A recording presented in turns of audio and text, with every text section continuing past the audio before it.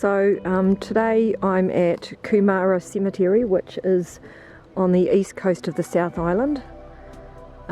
This is about probably 5 minutes out of Kumara, which is a very small town. Originally was a gold mining town in the 1800s. So we've come out here to have a look around.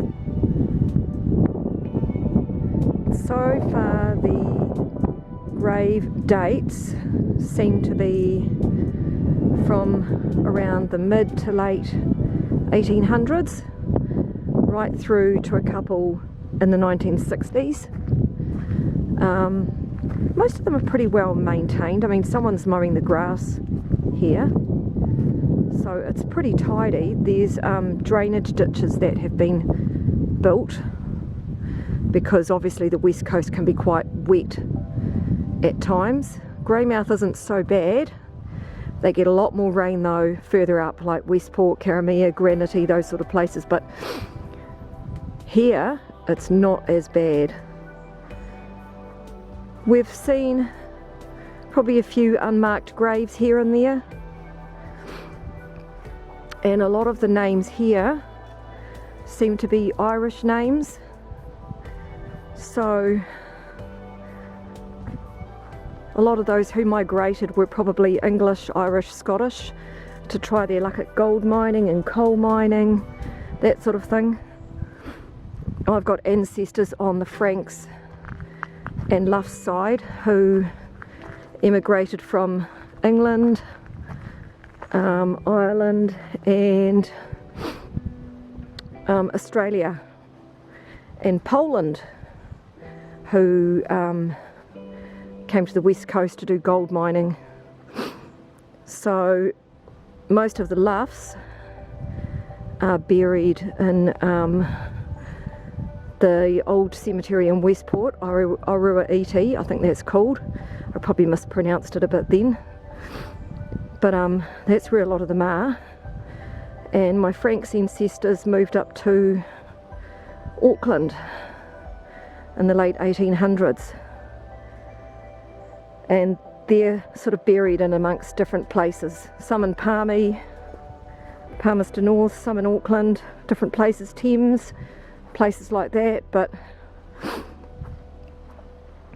today I'm out here with my daughter, who's gone back to the car. It's a bit of a nippy winter's day, probably about 12 degrees, but it's not too bad. I'd say it's pretty mild, and so far we've had quite a mild winter, nothing major. Bit of rain here and there, but definitely not as cold as we thought it was going to be. We moved down here in April, would have been mid-April, from Kerikeri in the far north. You know, I've got goals down here. I'd like to buy a house, and we've got work down here, so that's pretty positive. And so far we're liking it.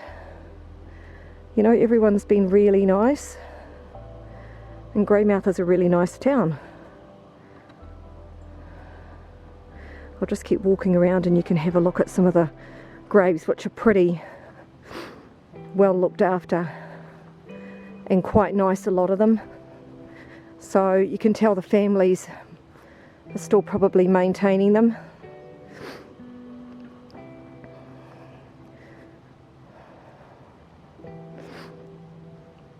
You can see on this grave here, which belongs to Catherine Fitzgerald and also Ellen Catherine of Patrick and Wilhelmina Fitzgerald, who died at Kumara, aged 4 months. You can see there on that grave there is like some flowers and some hands coming together. That apparently was a popular Victorian gesture to do back in the days. This one, I'll have to have a closer look at that at home. That's wooden. I'm not sure what part that came from. I'd say probably from another grave, because the wooden and the concrete don't really match up together. But I'd say there's probably a few unmarked graves around here that people don't know about. There's one, James Joseph Gallican and Edward Dennis, 1938. Like I said, there's a lot of Irish names here.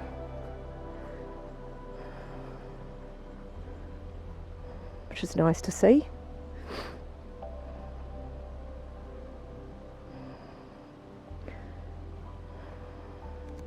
The fascination I have with cemeteries is just of a history aspect. I don't do any spirit box stuff. I don't really feel comfortable with that sort of thing. I just like, you know, going home sometimes and researching who people are, finding out their life stories, figuring out, you know, what have they got to say about their lives. It's quite interesting what you find out sometimes. But anyway, this is quite a small cemetery, Kumara. And that's about it. But next time, hopefully I'll be checking out some more cemeteries in Westport. I want to go back to the one I found my ancestors in and get some video footage and some better photos. So hopefully that will be pretty soon.